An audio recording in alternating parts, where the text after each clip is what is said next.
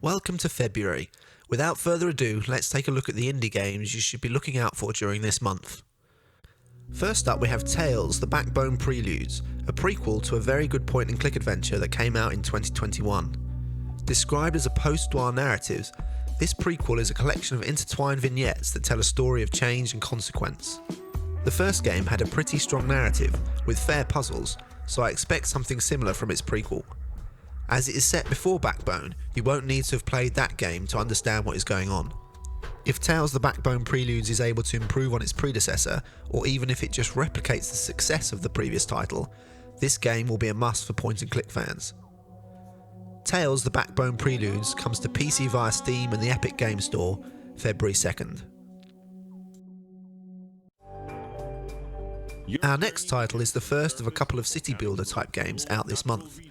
In Scorchlands, the player is represented on the map as a red bird and must move around the hex-based grid to build colonies and grow the economy. You must place your buildings carefully as they benefit from proximity bonuses, so finding the right combinations is key to your success. As well as extracting resources from the moon, you must make sure they are being sent to the right parts of your colony, and as you grow, expand and build more colonies, you must transport various resources between these colonies. You can also terraform the moon, which will change the biome and provide you with different resources to exploit, and there is also some light turn-based combat. It all seems like an interesting mix of systems. Scorchlands comes to Steam Early Access February 7th, and there is a demo currently on Steam that you can try out. Use them to obtain new godlike powers and terraform the wasteland into something new. Change any place you wish. Look for the best location, explore the environments you create, and then colonize them. Also, always remember to focus some of your industry toward preparing combat equipment. Once you reach an advanced stage of the game, you will have access to many tools to play with. Gain a fine control over the landscape, create a fast travel network. Boost your production even further, and expand your territory in new ways. It's up to you to decide on how you will lead your industrial empire in Scorchlands. Satus is a turn-based strategy game that sees you take the role of one of 4 factions fighting for supremacy: magicians, dwarfs, darkside and the hell virus. Each faction is unique and has its own strengths and weaknesses that you must balance as you expand. As well as having a fighting force, you must make sure you are producing enough resources to feed your empire. It has an interesting mechanic in that you are basically placing tiles on a map as you grow, so you have to expand as quickly as possible in order to take advantage of the space before you run into an enemy, giving Satus a kind of board game feel. It looks rather unique and a bit mad from the footage, with a frenetic pace, and is exactly the kind of game that I like to highlight in these videos. Satus comes to Steam February 10th.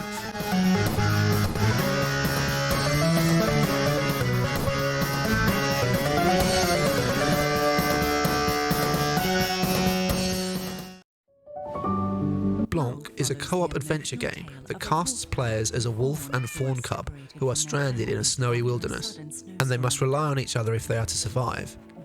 From the footage you can probably gauge one of the unique selling points of the game. The beautiful art style is a result of hand-drawn 2D art that has been brought to life in 3D. Played completely in co-op, both players must use the unique abilities that each animal has in order to navigate the snowy world. A title that, much like the 2 protagonists, should bring you and a friend closer together. Blanc comes to Nintendo Switch and PC February 14th. To play together in co-op on the same couch or from far away with online play. Join 2 friends for one incredible journey in the handcrafted world of Blanc.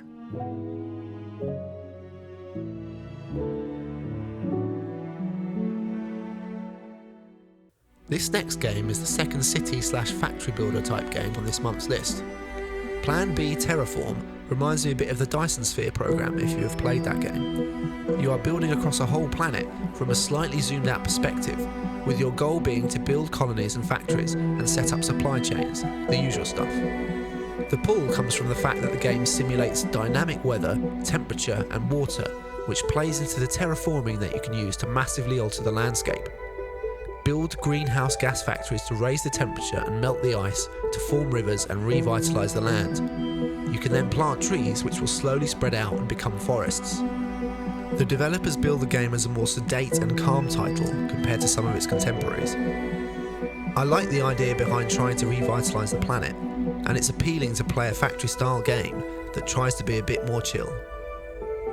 Plan B Terraform comes to Steam Early Access February 15th.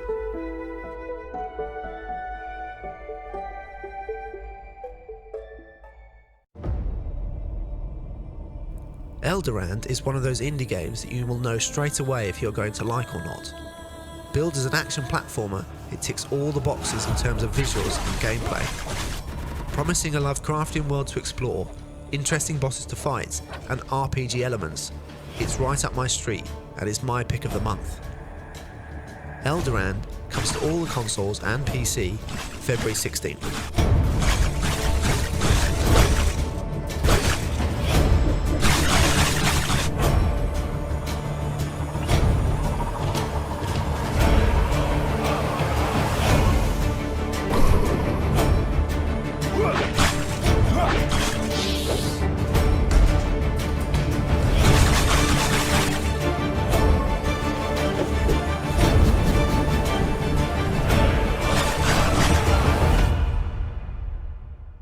The Tales of Bayonne is a narrative RPG that focuses on Slavic and Eastern European fantasy, a setting that is not often the focus of games.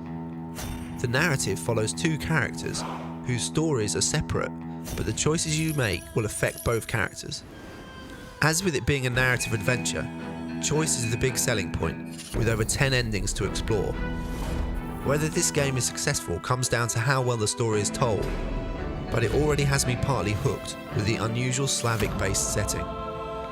The Tales of Bayonne comes to Steam February 16th.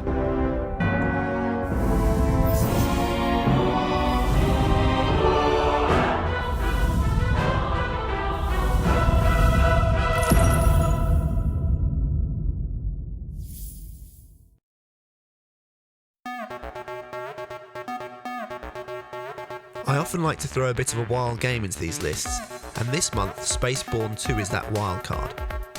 This title is an open-world single-player space RPG that has you flying a ship and fighting on foot in third person. SpaceBourne 2 promises tens of thousands of solar systems to navigate, planets to land on and explore, a rich diplomacy system, and a ship to upgrade and staff with crew. You can choose to mine, take on bounty missions, engage in salvage operations, and take on quests. It all sounds massively ambitious, and who knows if the developer can deliver, but I admire the chutzpah. SpaceBourne 2 comes to Steam February 17th.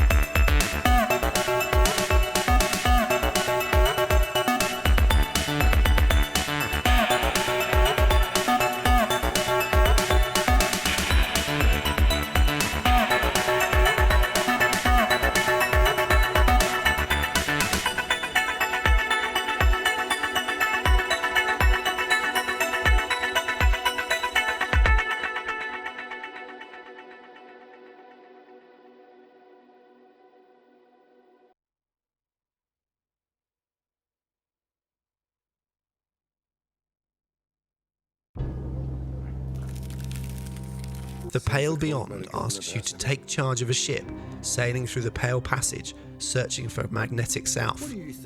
The captain has gone missing, and it's up to you to manage the resources and crew in order to survive.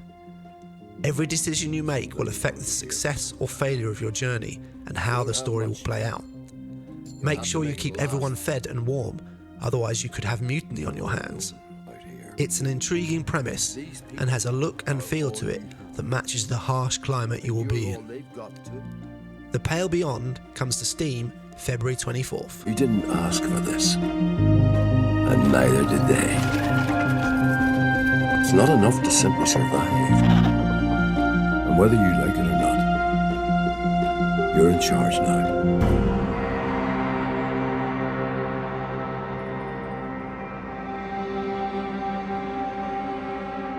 What leads fools to the end of the world? Glory? Money? Loyalty? Answers? Escape?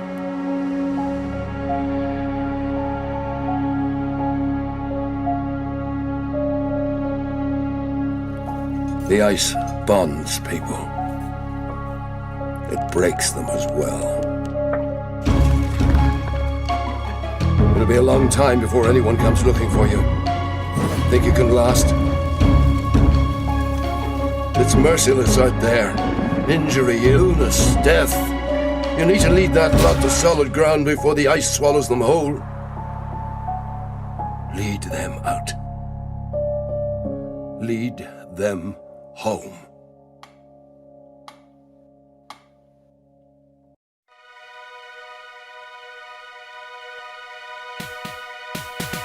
Finally for this month, we have Dungeons of Aether, a turn-based dungeon crawler that uses the Rivals of Aether IP for its setting.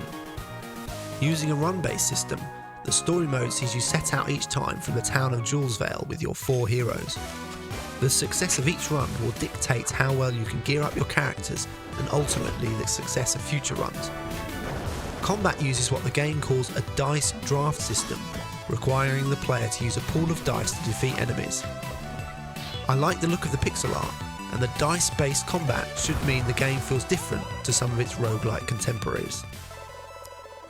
Dungeons of Aether comes to Steam February 28th.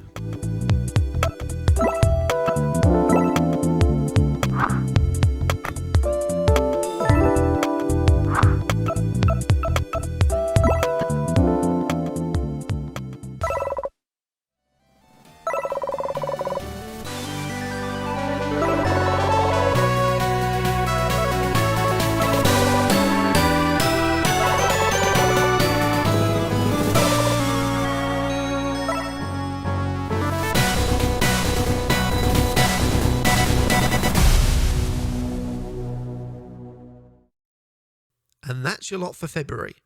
It's an interesting mix of games this month, with some quite unusual titles. Let me know in the comments below what games took your fancy. I hope you enjoyed the video, and if you did, please consider liking and subscribing as it really helps the channel. Thanks for watching, I'll see you again next time.